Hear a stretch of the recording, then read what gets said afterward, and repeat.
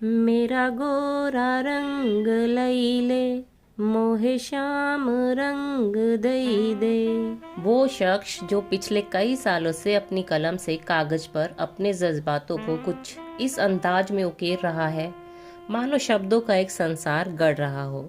कई दशकों से हम और आप गुलजार की शायरियों को किसी न किसी मौके पर सुनते ही हैं। एहसासों को आवाज देती कविताएं हो या बाल मन की ख्वाहिशों को शब्द देते चुटीले गीत हो, गुलजार के ढेरों रूप हमें देखने को मिलते हैं। बॉलीवुड गॉसिप आज गुलजार की कहानी से या यूं कहिए कि गुलजार की शख्सियत से आपको रूबरू कराना चाहता है। गुलजार की जिंदगी में झांकने का ये खूबसूरत मौका किस्मत वाले लोगों को ही नसीब होता है। तो नमस्कार दोस्तों, स्वागत है आपका आपके अपने चैनल बॉलीवुड गॉसिप पे। आज बात गुलजार साहब की। 18 अगस्त 1934 को गुलजार का जन्म पंजाब के दीना में हुआ था। अब ये इलाका पाकिस्तान में है।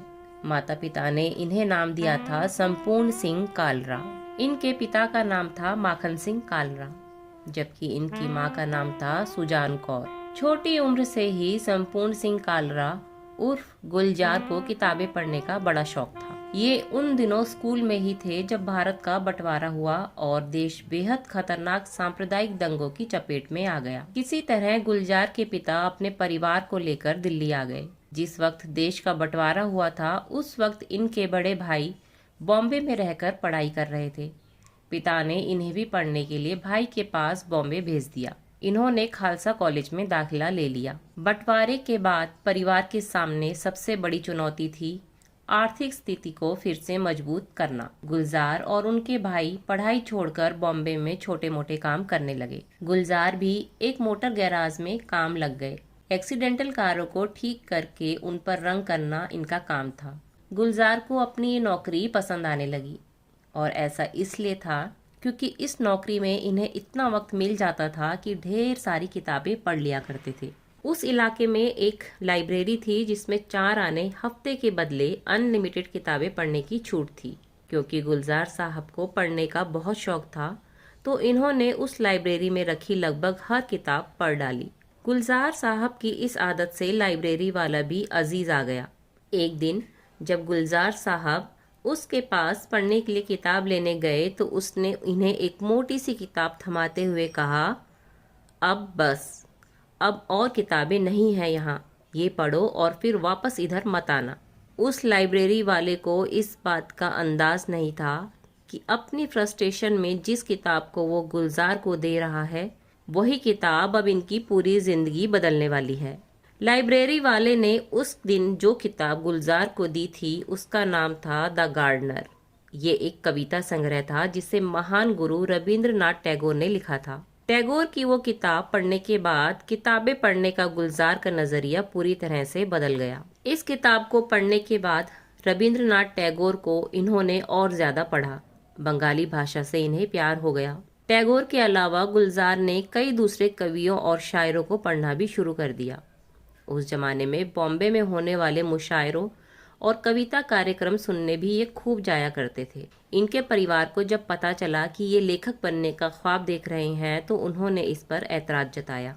गुलजार ने परिवार के लोगों से ज्यादा बहस तो नहीं की, लेकिन मन ही मन वो ठान चुके थे कि अब तो उन्हें लेखनी ही करनी है। घर वाले इस बारे में ज्यादा बहस ना करे, इसलिए इन्होंने जब लिखना शुरू किया तो बतौर लेखक अपना नाम ये लिखते थे गुलजार दीनवी, और इस तरह आगे चलकर संपूर्ण सिंह कालरा बन गए गुलजार। क्योंकि जिंदगी चलाने के लिए इन्हें बहुत जल्दी नौकरी करनी पड़ी थी तो मजबूरन इन्हें पढ़ाई छोड़नी पड़ गई थी। लेकिन जब इन्होंने देखा कि इनके बाकी भाई बहन पढ़ रहे हैं तो ये सोचने लगे कि मैं इतनी किताबें पढ़ता लिखता हूँ लेकिन फिर भी एकेडमिक्स में मेरे पास कुछ नहीं है। काफ़ी कोशिशों के बाद आखिरकार इन्हें एक कॉलेज में दाखिला मिल गया और इन्होंने अपना ग्रेजुएशन पूरा किया। पढ़ाई के साथ ही ये गैराज वाला अपना काम भी कर रहे थे और लिखने का अपना शौक भी पूरा करते थे। उस जमाने में ये बेसब्री से रविवार का इंतज़ार किया करते थे।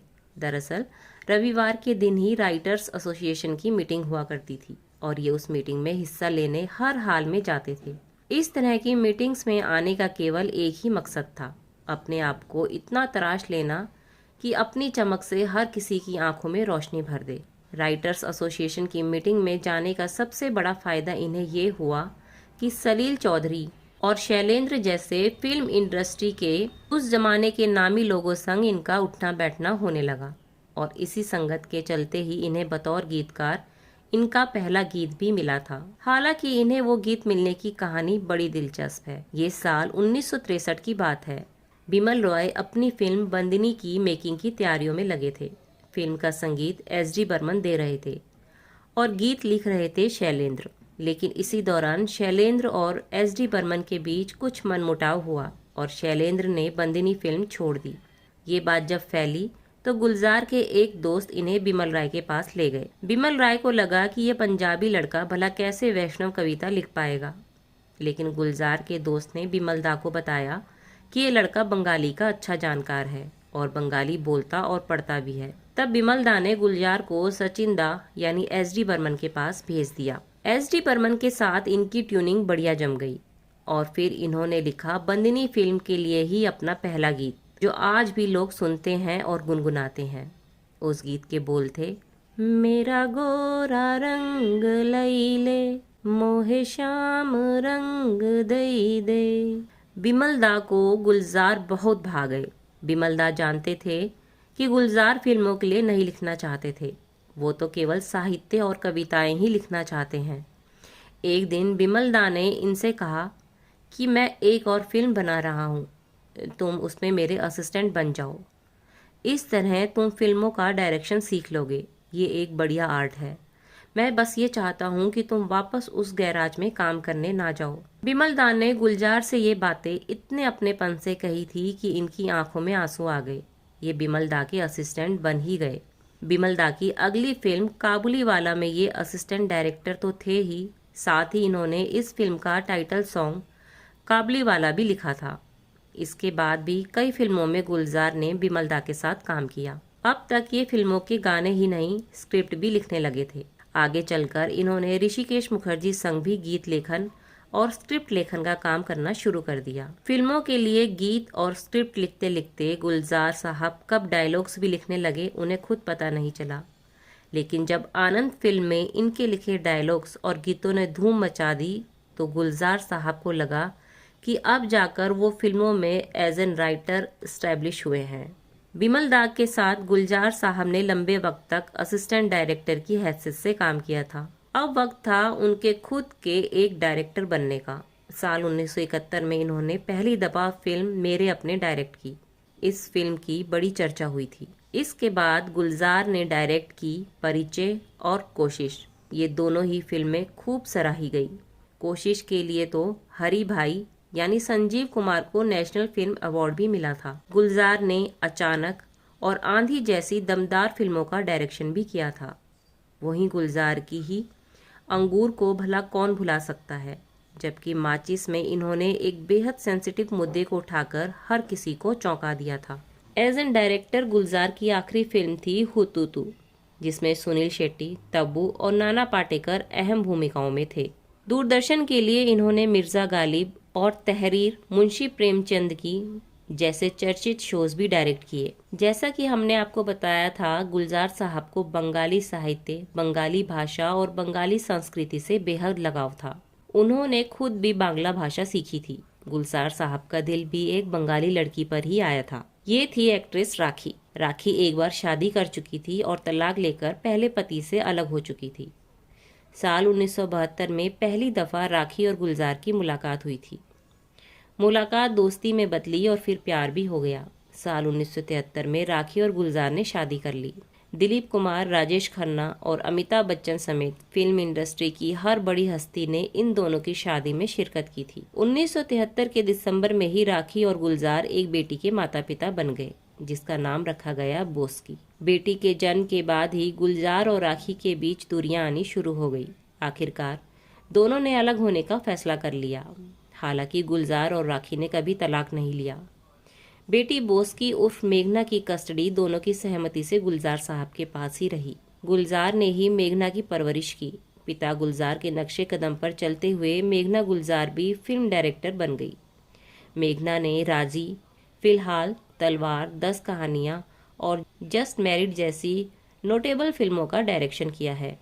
गुलजार ने लगभग हर जोनरा की फिल्मों के लिए काम किया, मगर उनकी एक ख्वाहिश पूरी नहीं हो पा रही थी। वो चाहते थे कि वो बच्चों के लिए भी कोई फिल्म बनाए। इनकी ये ख्वाहिश पूरी हुई साल 1977 में, जब इन्होंने समरेश बसु के उपन्यास पाथिक पर बेस्ड एक फिल्म बनाई जिसका नाम था किताब। इस फिल्म का डायरेक्शन भी गुलजार ने खुद ही किया था।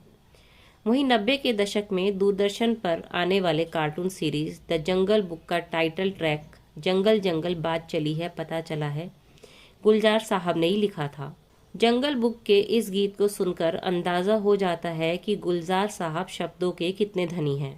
बच्चों से गुलजार साहब को कितना लगाव है, इसका एक अंदाजा ऐसे भी लगाया जा सकता है कि पिछले कई सालों से ये आरोही नाम की एक संस्था से जुड़े हैं। ये संस्था भोपाल बेस्ड है और अपाहिज बच्चों की बेहतरी के लिए काम करती है। गुलजार साहब खेलों के भी बहुत शौकीन हैं। एक जमाने में वो बैडमिंटन खूब खेलते थे, बाद में उन्हें टेनिस खेलने का शौक लग गया। वो रोज सुबह जल्दी उठते और टेनिस खेलते। रोजर फेडरर और आंद्रे अगासी गुलजार के पसंदीदा टेनिस खिलाड़ी हैं। गुलजार साहब को मिले अवार्ड्स की बात करें तो इन्होंने 5 दफ़ा राष्ट्रीय फिल्म पुरस्कार और 22 दफ़ा फिल्म फेयर अवार्ड अपने नाम किया है। 2004 में इन्हें पद्म भूषण सम्मान से भी नवाजा गया था। वहीं 2013 में गुलजार साहब को दादा फाल्के अवार्ड भी मिल चुका है। गुलजार साहब की उम्र 90 पार हो चुकी है। गुलजार अब भी लिखते पढ़ते हैं। ईश्वर से गुलजार साहब की अच्छी सेहत की कामना करते हैं, क्योंकि अभी तो और कई साल गुलजार साहब अपनी कलम की धार और अपनी लेखनी के पैनेपन से अपने चाहने वालों को मंत्रमुग्ध करते रहेंगे। तो दोस्तों, हमारे द्वारा दी जानकारी आपको कैसी लगी कमेंट बॉक्स में ज़रूर बताएं। जानकारी पसंद आए तो वीडियो को लाइक करें और चैनल को सब्सक्राइब करना ना भूलें। धन्यवाद।